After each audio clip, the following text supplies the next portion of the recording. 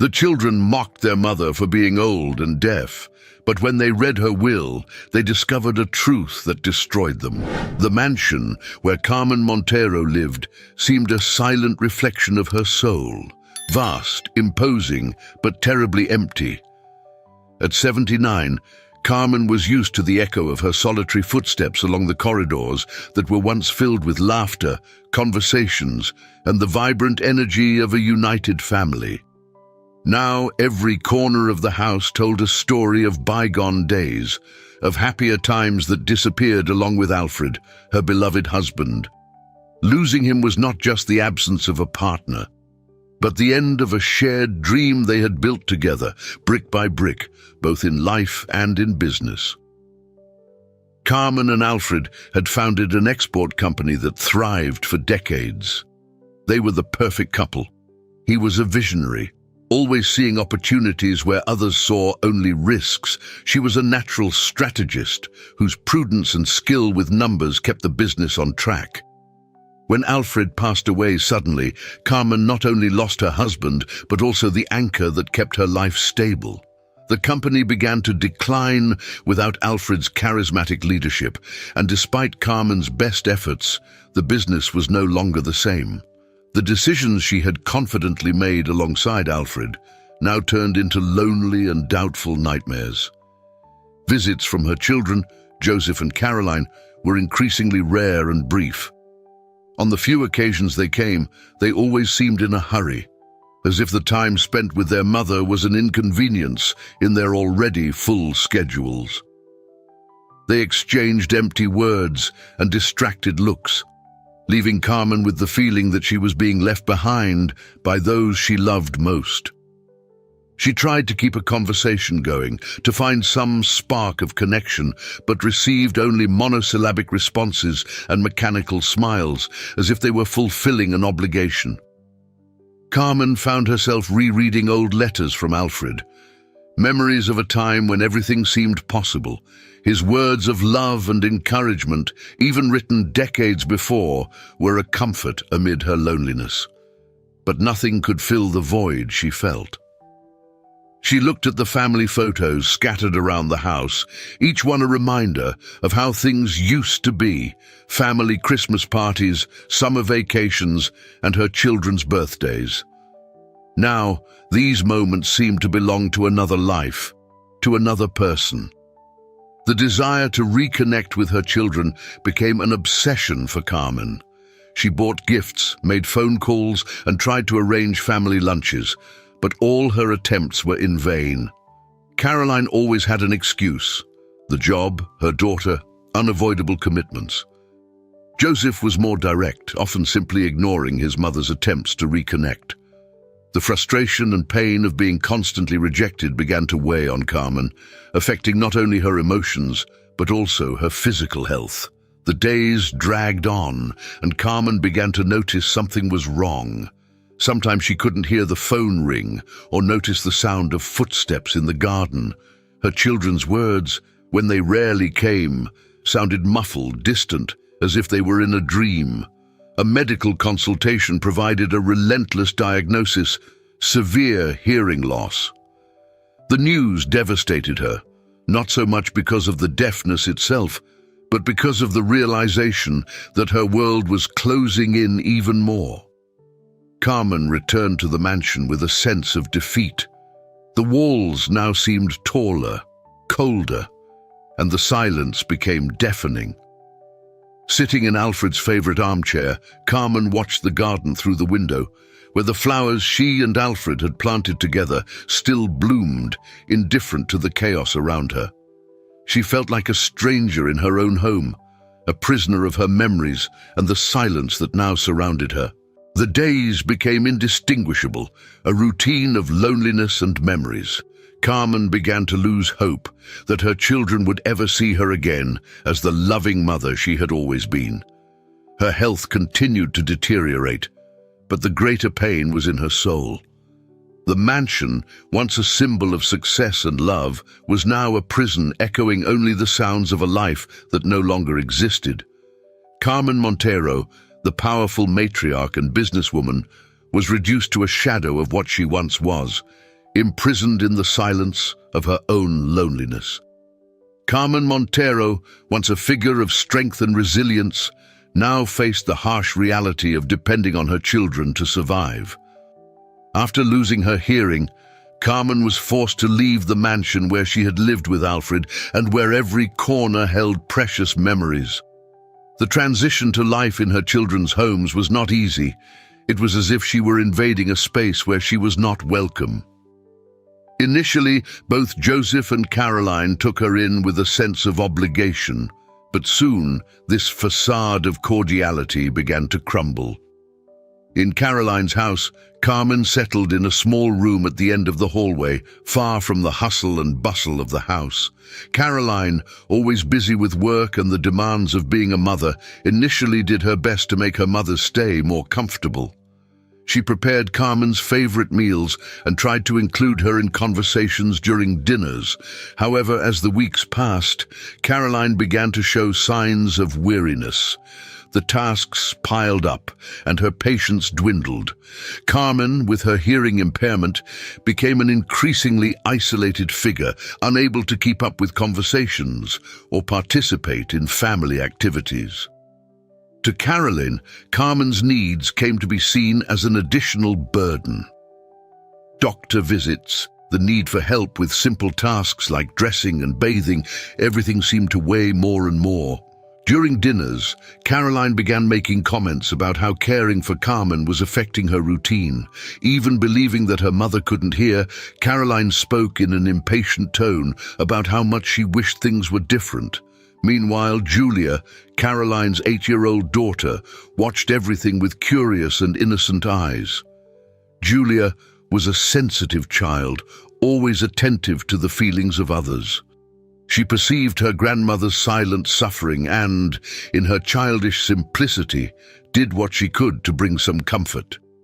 Small gestures like drawing colorful flowers for Carmen or holding her hand while they walked through the garden became frequent. Carmen found in Julia a rare relief for her loneliness. The granddaughter was a sweet and affectionate presence, a thread of joy amid the indifference of her own daughter. After 2 months at Caroline's house, Carmen was taken to Joseph's home, where the situation was not much different. Joseph, always focused on his career and concerned with maintaining a balance with his wife Scarlett, seemed reluctant to have his mother in his home. Scarlett, in turn, made no effort to hide her displeasure with her mother-in-law's presence. Carmen was placed in a tiny room, almost a storage space, where her belongings barely fit. Scarlett rarely addressed Carmen, and when she did, it was with coldness and impersonality. Carmen began to realize she was ignored at basic moments of the day. Scarlett often forgot to call her for meals, and Carmen, unable to hear the sounds of the house, relied on instinct and movement around her to know when it was time to eat. On one particularly painful occasion, Carmen sat alone for hours, waiting for a lunch that never came. Hunger, loneliness, and the pain of abandonment were now her constant companions. Joseph tried to balance the situation, but his inability to confront Scarlett made him complicit in the neglect. He began to feel the weight of having Carmen in his home and did not hesitate to comment on this with Caroline. When the siblings met, they spoke openly about how their mother was a burden, about the impact it had on their lives. Carmen, sitting nearby, heard fragments of conversations, not through her ears but through body language, impatient glances and heavy sighs they believed she was oblivious to. Carmen's mental health continued to deteriorate. The perception of being treated as an unwanted burden by those she once held in her arms and raised with so much love sank her into a pit of sadness. She spent hours in her room looking at the old photographs she managed to bring with her, photos of Joseph and Caroline as children, carefree smiles, warm embraces, moments that now seemed to belong to another life. Each passing day, Carmen felt the weight of isolation and rejection. She was physically present, but emotionally, it was as if she had already left. The distance between her and her children was not measured in meters but in coldness and lack of love. Every indifferent gesture, every word spoken without consideration, were blows that further shattered what remained of her resilient spirit. Julia, even without fully understanding the complexity of the situation, continued to be the light in Carmen's life. She sensed her grandmother's sadness and, in her small gestures, tried to alleviate the pain she saw in her eyes.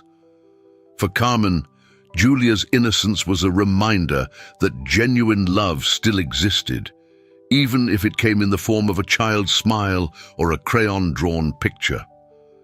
As the months passed, Carmen felt more and more like a stranger in her own children's homes. The hope that one day they might treat her with the care and respect she so desired faded day by day. Carmen Montero, the mother who had once been the pillar of her family, now saw herself as a broken link, desperately trying to find a place where she was loved and accepted. But deep down, she knew that place was not in Joseph's or Caroline's homes, and even without being able to hear, Carmen felt the weight of all the unspoken words, of all the gestures that would never happen, and of all the love that was lost along the way. Carmen Montero had grown accustomed to being ignored, but in Joseph's house, neglect took painfully clear proportions. Scarlett, Joseph's wife, did not hide the contempt she felt for her mother-in-law's presence. Carmen's routine was filled with Scarlett's coldness, who deliberately left the elderly lady on the sidelines of everything. Meals were served carelessly, often cold and rushed when they weren't simply forgotten.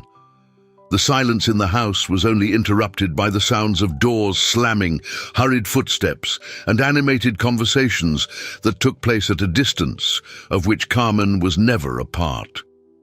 Joseph, the son she had raised with so much care and dedication, seemed like a stranger.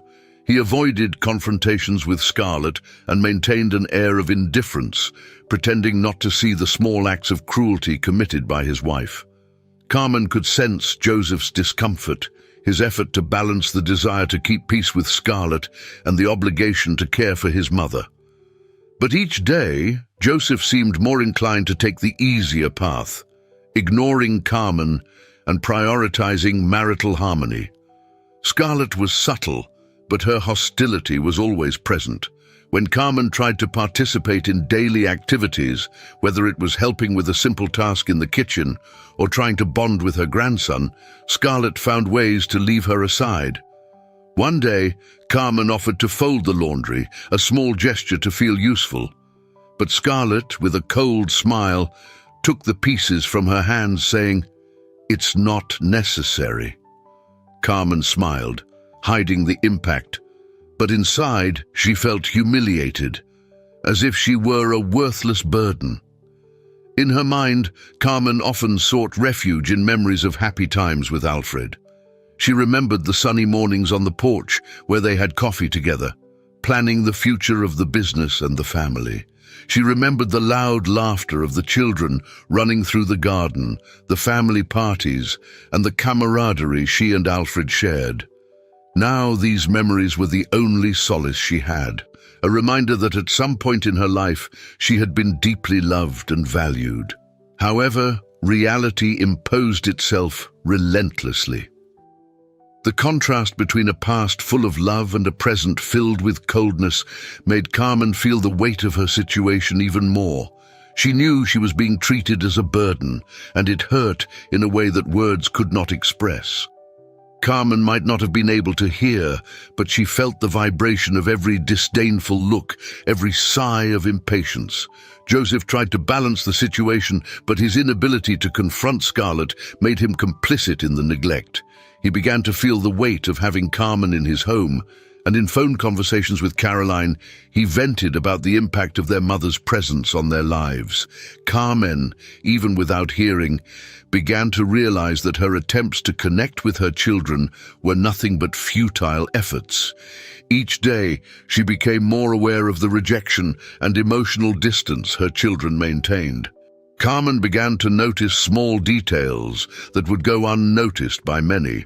The way Joseph avoided looking her in the eye, the abrupt manner in which Scarlett closed doors as she passed. Every gesture seemed like another step toward complete isolation. Carmen spent most of her days in her room, watching the garden through the window, where the flowers she and Alfred had planted together still bloomed. These flowers were now her only constant companions, living reminders of a past that seemed to drift further and further away. Carmen's mental health continued to deteriorate each day. The perception that she was being treated as an unwanted burden by those she once held in her arms and raised with so much love sank her into a pit of sadness. She spent hours in her room looking at the old photographs she managed to bring with her. Photos of Joseph and Caroline as children, carefree smiles, warm embraces, moments that now seemed to belong to another life. Despite not hearing, Carmen was able to capture the tone of conversations through body language and gestures.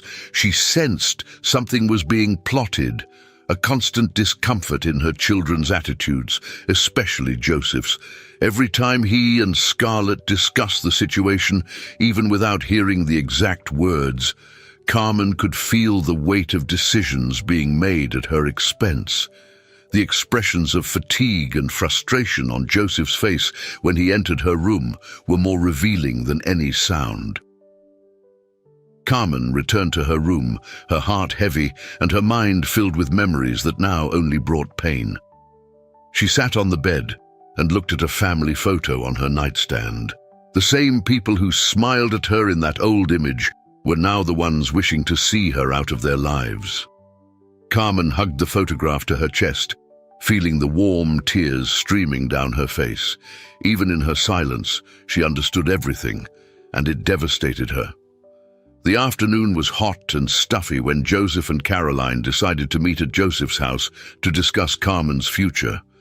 It was rare for them to meet without their families, but this time, the conversation required a certain degree of privacy. Joseph made strong coffee, as he did on intense work days, and Caroline settled into the armchair in the living room with a tired and worried look. The weight of responsibilities and the stress of dealing with their mother's constant presence in their homes had taken its toll. They knew something had to change. "This can't go on like this, Joseph," Caroline began, stirring her coffee without much interest. "It's not a life for any of us. I know she's our mother, but it's too much." Joseph nodded, looking at the floor. "I feel the same. Scarlett is at her limit, and to be honest, so am I. Every day there's a new problem, another burden. We can't keep going like this." The two fell silent for a few moments, the sound of the coffee being stirred the only noise in the room. They both knew that the solution they were looking for would not be easy or morally right, but the growing discomfort they felt around Carmen pushed them towards a definitive decision. They began exploring possibilities, each suggestion seeming more distant and unfeasible than the previous one. Until, in a moment of frustration and despair, Caroline raised the idea that would change everything. What if we put her in a nursing home, a good one, of course? They say she'd be well taken care of, would have other people her age to talk to. Caroline suggested hesitantly, as if testing the idea in her own mind before fully voicing it. Joseph considered his sister's words. The idea seemed the perfect solution to a problem neither of them wanted to face anymore. They could continue their lives without the constant weight of guilt and responsibility. "Yeah, maybe it could work," Joseph replied slowly. "But how are we going to convince Mom? She would never accept something like that." Caroline smiled slightly bitterly. "She thinks we don't hear or notice, but Mom is more vulnerable than ever. And if we convince her it's a vacation resort, a place where she could relax, have fun, make new friends?" Joseph nodded, starting to see the plan's viability. Carmen, with her deafness and trust in her children, wouldn't suspect. She always talked about wanting a break, something to get away from the routine. If we sell the idea as something temporary, she'll believe it. The two began to elaborate the plan in detail, discussing how they would present the proposal to Carmen and how they would handle the practical issues. They chose a nursing home in another city, far enough that frequent visits wouldn't be expected, and most importantly, away from the critical eyes of neighbors and acquaintances who might judge their decision. It was a discreet place, with a somewhat pleasant appearance, but Joseph and Caroline knew that deep down, the nursing home was just a way to get rid of a problem they were unwilling to face. The following week, Caroline took on the task of speaking with Carmen. She approached the subject with forced kindness, smiling convincingly as she showed pictures of the resting place on her phone. Carmen, surprised and touched by her children's apparent concern for her well-being, began to get excited about the idea. She read on the phone screen that it was a vacation resort, and for a moment her eyes sparkled with the prospect of change. It seemed like a chance to free herself from the burden of being a nuisance to her children, a time for herself. "It's just for a while, Mom," Caroline said, putting her arm around Carmen in a caring gesture. "It will be good for you. Meet new people, relax a bit." Carmen smiled, feeling a spark of hope for the first time in months. Maybe this vacation resort was what she needed to renew her strength and perhaps even reconnect with her children in a lighter and carefree way. Carmen began packing her things enthusiastically, carefully choosing the clothes she would take and the books she would like to read during the trip. She made sure to bring some family photos as a reminder that no matter where she was, her children would always be with her in spirit. On the day of departure, Joseph and Caroline drove her, keeping the atmosphere light and relaxed. Carmen watched the landscape change through the window, feeling a mix of nervousness and excitement. Deep down, she felt a slight unease, but decided to ignore it, focusing on the new experience to come. Upon arriving at the nursing home, a discreet building without much decoration, Carmen hesitated for a brief moment. The facade didn't exactly look like a vacation spot, but Joseph and Caroline's encouraging smiles made her move forward. Carmen entered the building with slow steps, looking around. The walls were an impersonal white, with few decorations. The smell of disinfectant in the air was strong. A staff member with a forced smile greeted them, while Caroline showed Carmen on her phone that this was the correct location of the vacation resort. Carmen felt a tightness in her chest, but still held her smile, trying to believe in the narrative presented by her children. When the admission procedures were completed and Joseph and Caroline said their goodbyes, Carmen was finally alone in her new room. She sat on the bed and looked around, noticing the marks of other occupants on the walls and worn-out furniture. The simple and impersonal room was nothing like what Carmen had imagined. The silence was almost absolute, and reality began to settle in relentlessly. Carmen took one of the family photos she had brought and held it tightly. The longing for Alfred was overwhelming, and for the first time, she realized she had been deceived. She wasn't in a vacation resort, and whatever this place was, it was not somewhere she would have chosen for herself. The sadness and sense of abandonment overwhelmed her, but Carmen, determined to face this new trial, raised her head and took a deep breath. Life had taught her to be strong, and even in the face of her children's betrayal, she promised herself she would face this new phase with dignity. Carmen adjusted herself on the bed, her gaze fixed on the family photo as she tried to find some comfort in the memories of a time that would never return. She knew the road ahead would be lonely, but she also knew that somehow she would need to find the strength to carry on. Alone, but with the dignity that no one could take from her. Carmen's first days in the nursing home were marked by a mix of confusion and sadness. The realization that she had been deceived by Joseph and Caroline loomed over her like a dark cloud, and the initial shock turned into quiet sadness. Carmen, however, was a resilient woman. Gradually, she began to explore the nursing home, trying to adapt to her new reality. The place was simple, with long and impersonal corridors, but clean and well organized. It was not the home she had hoped for, but at least there, Carmen was treated with a dignity her children had failed to provide. In the dining hall during meals, Carmen observed the other residents. There were people of all ages, each with their own stories and sorrows, some more animated, others like her, still trying to find new meaning in their days. Slowly, Carmen got used to the routine of the nursing home, the punctual meals, the recreational activities some ventured to participate in, and the occasional visits from relatives of other residents. Carmen, however, did not expect any visits. She knew that Joseph and Caroline were unlikely to return to see her, and this certainty was both a relief and a deep pain. It was during one of these quiet lunches that Carmen met Rita, a caregiver at the nursing home, a woman in her 40s with a warm smile and a calm demeanor that immediately won Carmen over. Rita noticed Carmen's quietness from the first day and intuitively began to approach her. She always made sure Carmen was comfortable, helped with meals, and offered to take short walks through the nursing home's garden. Over time, Carmen began to open up to Rita, and the caregiver became her emotional support. "It's a beautiful sunny day outside, Mrs. Carmen. How about a walk?"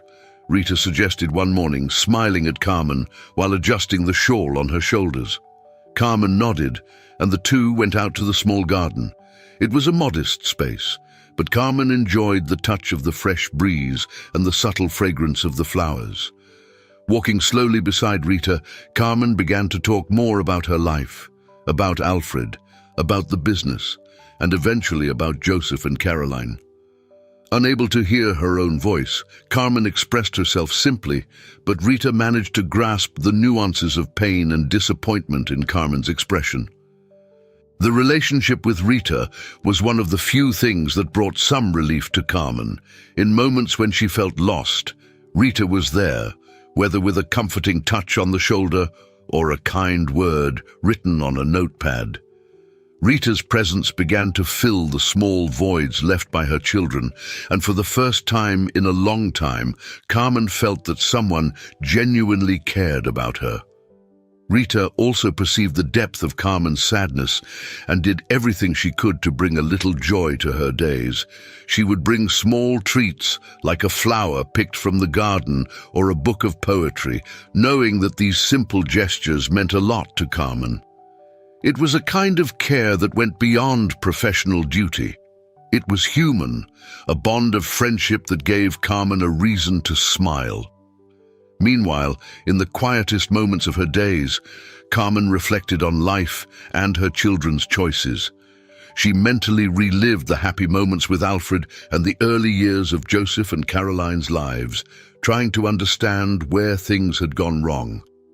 The children's greed, Carmen realized, had become an insurmountable barrier to love and compassion. Joseph and Caroline, blinded by the prospect of inheritance and material success, had left behind the true value of family. Carmen remembered how they had been sweet children, always running to her and Alfred's arms. So, where did the path go astray? At what point did dreams of the future turn into disputes and indifference? Carmen wondered if she could have done something differently, something that might have kept the bond intact. But the answers she sought remained elusive, lost between the shadows of the past and the echoes of what could have been. Gradually, Carmen came to accept that she might never find the answers she was looking for. Instead, she focused on what she could control, living each day with the dignity that still remained. In the nursing home, there was at least respect and a routine that provided her with security. The staff treated all the residents with care, and Carmen valued the small acts of kindness she received daily. A smile, a meal served with attention, a touch on the shoulder to guide her down the corridor. These small moments of humanity made all the difference. Carmen also began to make friendships with other residents. There was Mrs. Selina, an elderly lady who loved talking about the books she read, Mr. Watson, a former sailor with fantastic stories of travels around the world, and Mrs. Rosa, who always brought easy laughter and an enviable disposition for any activity. These new bonds, although superficial compared to what Carmen once had with her family, helped fill the emptiness. They laughed, chatted, and amid those small interactions, Carmen felt she was part of something again. The days took on a more bearable rhythm, and Carmen found some relief in knowing that despite everything, there was still goodness in the world. It wasn't the life she had dreamed of, but it was a life still worth living. Carmen continued to maintain her dignified demeanor, her clothes always impeccable and her gaze steady, as if every day she was making a silent vow of resilience against the abandonment she had suffered. As time passed, Carmen learned to find peace in the simple things: a sunny afternoon in the garden, reading a book, Rita's affection, or the company of a new friend. She knew that the years she had left would be few, but at least she decided to live them with the dignity Alfred had always taught her to maintain. Carmen Montero, despite all the trials, did not allow her children's abandonment to define the end of her story. In the nursing home, she found a new purpose, a new kind of family, and above all, a new beginning for a heart that still knew how to love. Carmen's days at the nursing home became increasingly difficult as her health rapidly declined. What had once been mild fatigue had now turned into constant exhaustion, and her breathing grew labored with every small effort. The walks in the garden, which had once been a moment of relief and peace, became a challenge. Carmen felt the weight of the years on her shoulders, and every step seemed heavier than the last. Rita, always attentive, noticed the subtle changes in Carmen. She saw how Carmen took longer to get up in the morning and how her hands trembled slightly when holding a glass of water. Rita began to stay even closer, offering her support in every possible way. She helped Carmen move around the nursing home and stayed by her side during medical appointments, always offering an encouraging smile or a comforting squeeze of the hand. Carmen, despite her frail body, refused to give in to despair. In her mind, the memories of Alfred and happier days were her fortress. She wrote daily letters to herself, recording her feelings, reflections on life, and especially her disappointments and hopes. Writing became a way to keep her sanity, a safe space where she could express herself without fear of judgment or rejection. In her letters, Carmen vented about the pain of being left by her children, but she also allowed herself to dream of the possibility of meeting them again in a better future, where love would overcome greed. Rita, upon seeing Carmen writing, began to ask what motivated her to record her thoughts. Over time, Carmen, who had initially been reserved about her letters, began to share some passages with Rita. It was through these moments that Rita understood the depth of Carmen's pain and the complexity of her story. She learned how Carmen had been a successful businesswoman, how she had fought alongside Alfred to build an empire, and how, ironically, the family Carmen had cherished so much had become estranged because of the money and properties that now meant nothing to her.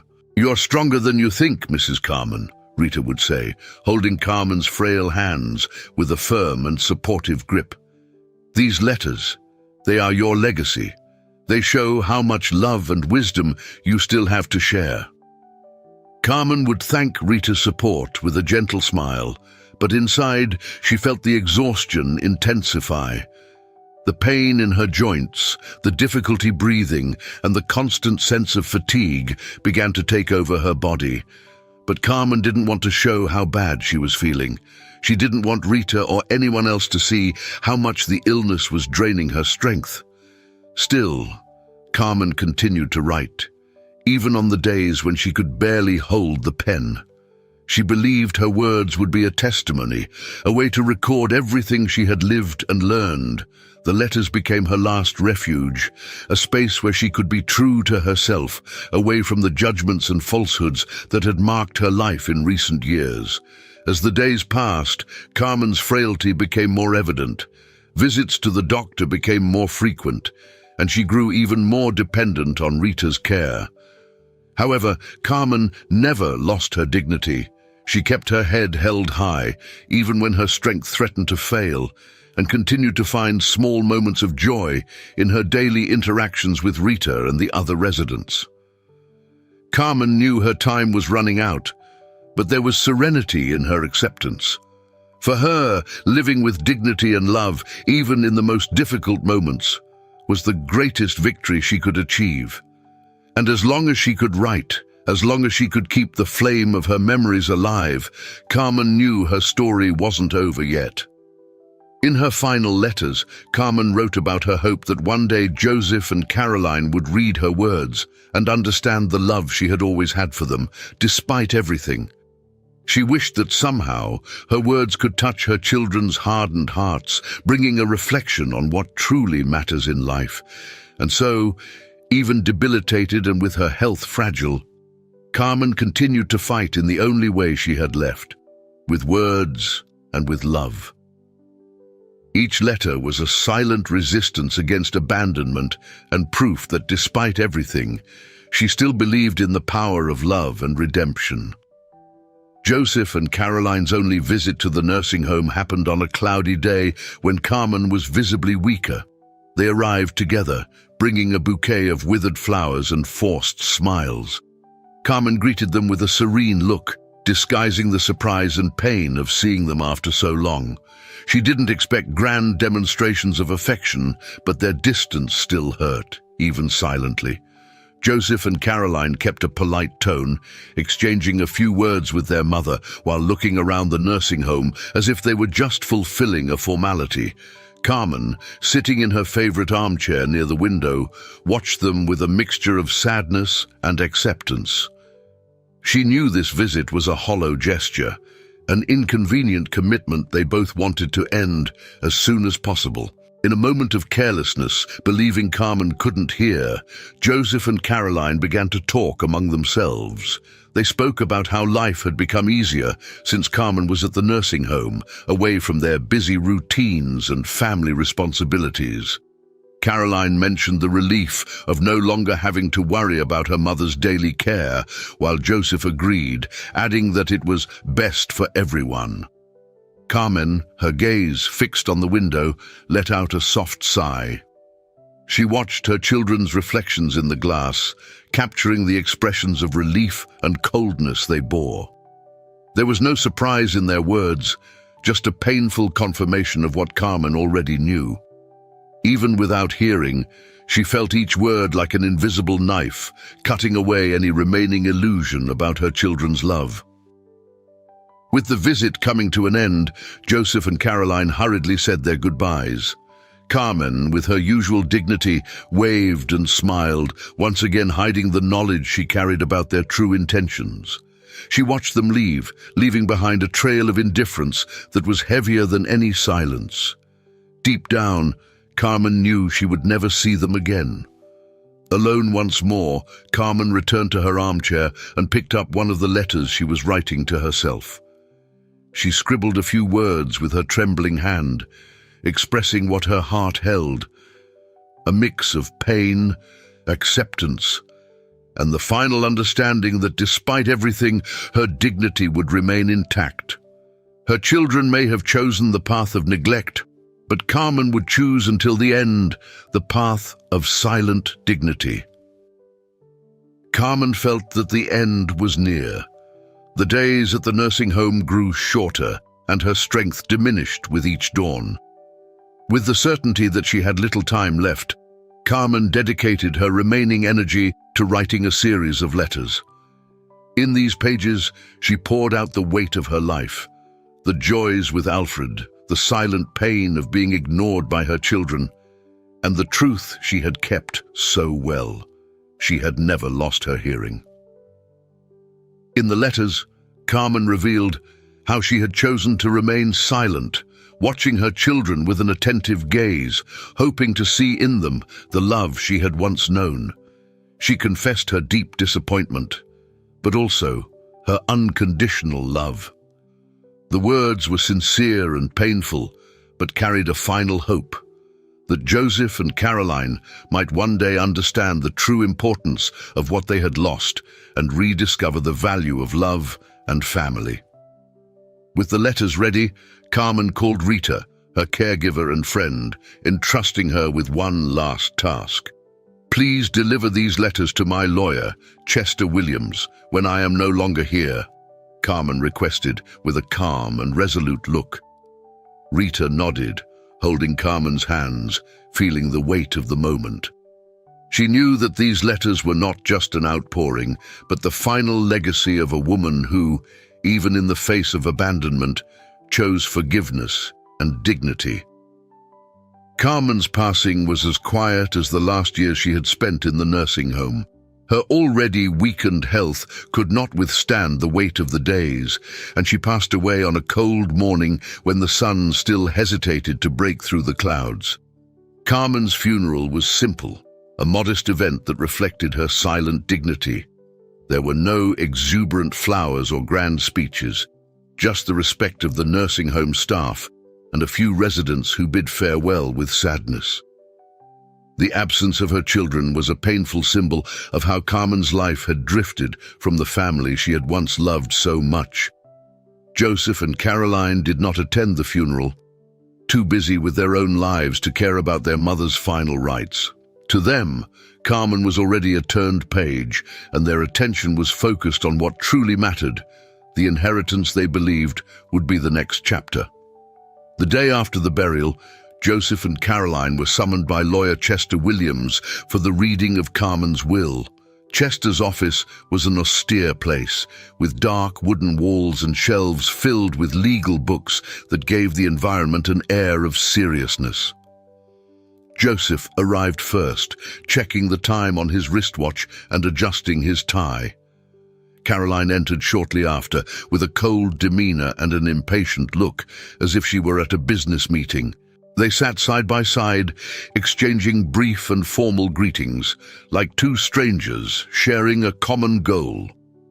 Chester Williams, a man with graying hair and a firm gaze, entered the room with a serious expression, holding a leather folder that contained Carmen's will. He greeted the siblings with a nod and sat in front of them, slowly opening the folder. Joseph and Caroline tried to maintain their composure, but the gleam in their eyes revealed their expectation for the reading of the will. The family mansion, the company's shares, the money, everything they believed was rightfully theirs, was about to be confirmed, or so they thought. "Thank you for coming," Chester began in a deep voice. "Before I start the formal reading of the will, there is a letter from your mother that must be read. She requested that her words be heard before anything else." Joseph and Caroline exchanged slightly uncomfortable glances. A letter? They hadn't expected that. Chester took out a folded sheet from the folder, adjusted his glasses, and began to read. "My dear children," the letter began. Carmen's handwriting was firm, but there was a softness in the words, as if she was speaking to them directly from across the room. "If you are hearing this, I am no longer physically present, but my words are my last gift to you. I want you to know that in all moments, my love never ceased to exist. Even in the most difficult times, when I felt invisible and unwanted, my love for you remained." Joseph crossed his arms impatiently. Caroline looked at the floor, avoiding eye contact with her brother and the lawyer. Chester's voice continued as he read the words Carmen had left with such sincerity. "You believed that I was oblivious to what was happening around me, that my deafness was a veil that prevented me from understanding what was going on. But the truth is, I was never deaf. I heard every word, every plan, every wish that pushed me away from your lives. I heard you talk about how much easier it would be if I wasn't here, and I heard when you decided to send me to a nursing home as one discards something that is no longer useful."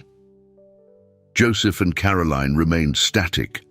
The room seemed to grow colder, and the weight of Carmen's words fell upon them like a cutting blade. Chester paused, observing the two over his glasses before continuing the reading. Alfred and I built a life of sacrifices, hard work, and shared dreams. When he left, part of me went with him, but I fought to keep what we had built. You believed that the company was bankrupt, that I was vulnerable and in need of help. But the truth is, I kept the financial reality hidden from you, hoping that somehow love would be more important than money. Joseph widened his eyes, and Caroline felt a chill run down her spine. Chester continued, without diverting his gaze from the letter. The company was never bankrupt. The situation was a choice of mine, a way to see where your hearts truly lay. You chose the easy path, the one of greed, and forgot what it means to be a family. The mansion, the company, and what many consider material wealth have no value without the true treasure of life, the love and respect for those who love us. Joseph lowered his head, feeling his face heat with shame and disbelief. Caroline blinked several times, trying to absorb the impact of the revelations.